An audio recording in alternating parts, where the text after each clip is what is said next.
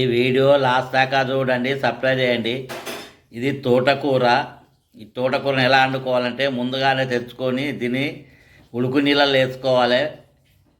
వేసుకొని బాగా శుభ్రంగా కడిగి చిన్న చిన్నగా కోసుకోవాలి. దీనికి కావాల్సిన ఐటెంలన్నీ రెడీ పెట్టుకున్నాం. స్టవ్ అంటు పెట్టినాం. స్టవ్ పైన మట్టి కాల్చోడు పెట్టినాం. అందులో 2 చెంచాల నూనె, 1 చెంచాడు పోపిత్తులు, 1 చెంచాడు జీలకర్ర, పచ్చిమిర్చి, ఉల్లిగడ్డలు, పచ్చిమిర్చి, ఎండుమిర్చి, కళ్యామాకు దూరగా గోలియాలి. 4 ఎల్లిపాయలు, 1 చెంచాడు పసుపు, 1/2 చెంచాడు ఇంగు, పచ్చివాసన మీద గోలియాలి. కోసి రెడీ పెట్టుకున్న ఆకు ఇందులో వేసుకోవాలి.